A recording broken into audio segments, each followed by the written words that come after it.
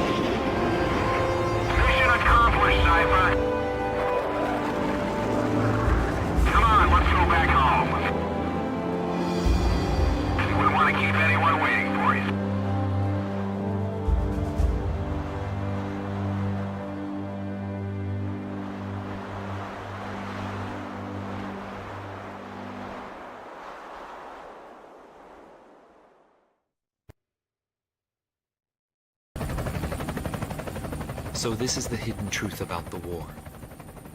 And this is where his trail ends as well. The impact of the 7 nuclear detonations on the world's psyche was great. Those who witnessed the carnage went on to organize a global arms reduction. Perhaps they were admonishing themselves. Furthermore, the existence of V2 was concealed.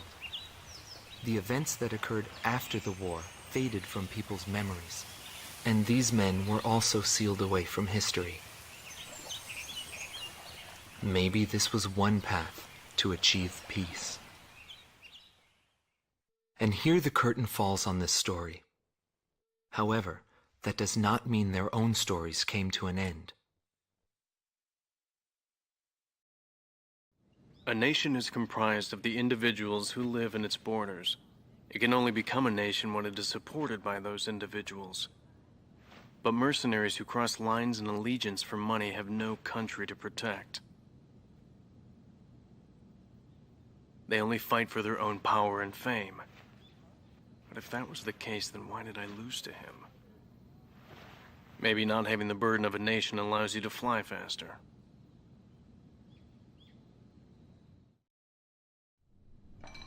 I bailed out and landed here. The captain was gone. I've lived a comfortable life since then, and I probably have him to thank for that.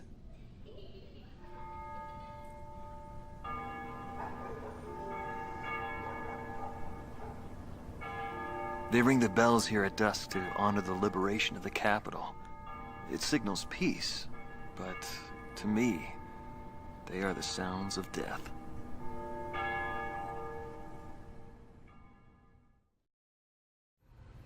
Is the man still alive? Though I guess it's hard for bad guys like us to die. The real heroes always manage to die first. But guys like him, Solo Wing, and me, we live the rest of our lives in hell. But then again, being alive is proof that we were good.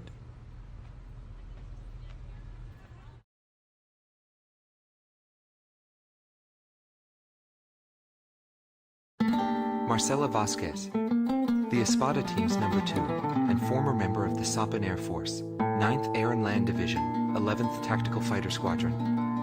She is thought to be a survivor of the Coup d'etat squadron. She currently earns a living as a dancer. If the Demon Lord hadn't appeared, our lives might have been different. For me, it wasn't about flying or ideals. Most of all, it was about him, my flight lead. Our mission was to escort the heavy command cruiser that was to act as transportation for the organization. And the Demon Lord appeared, as if to block our path. I will never forget his overwhelming power. One by one, my comrades were shot down, and then the mother bird we were supposed to protect. I returned alive from that battlefield, and I returned to this city where I grew up. I left the organization, too. I never went back to the sky again. There's no meaning there now that he's gone. He died in that fight. But I don't blame anyone. The regret and suffering that remained after that battle were also what he had given me. They're among the precious few things he left behind.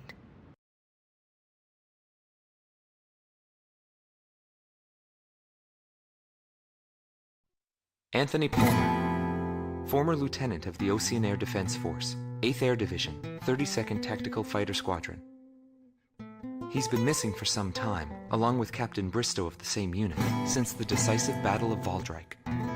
Captain Bristow is rumored to be one of the founding members of A World with No Boundaries. Palmer's ties to the captain have led many to believe that he is a high-ranked individual within the group. He currently works for an insurance company based in Aurid, the capital city of Osea. Demon Lord was right. Everything he touched fell apart. I thought I was watching magic. When I was in the military, they called me an ace too. I got medals for my actions on numerous battlefields. I never felt fear toward an opponent. The same went for my ideals. I wasn't afraid to take on even an entire country.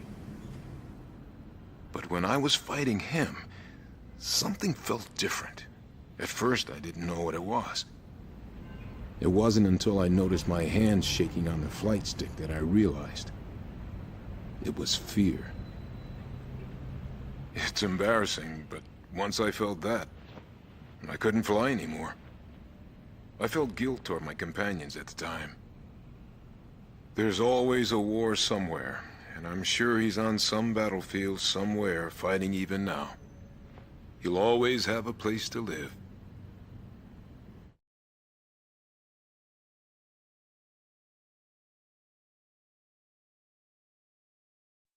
Larry Falk, also known as Solo Wing Pixie. GALM Team's number 2, and member of the Ustio Air Force, 6th Air Division, 66th Air Force Unit.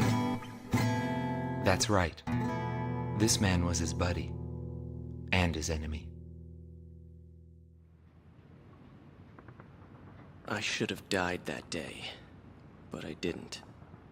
I dragged my wounded body and reached ground zero of the nuclear detonations. A barren, empty land. I felt an unbearable sadness when I witnessed that landscape. There were still people living there. They were the ones that saved me. It may be true that the world has no need of borders, but would getting rid of them really change anything? The world won't change for the better unless we trust people. Trust is vital in a peaceful world. But that will never happen. I'm still on the battlefield. Right now I'm near a border. I want to see for myself what borders really mean, and what their volition really is. I may not find what I'm looking for, but I still want to try. Anyway, that's what I've come to believe, and I think that's enough. Will he see this video? If you do meet him, give him a message for me. Yo, buddy. Still alive? And thanks, friend. See you again. The Demon Lord of the Round Table.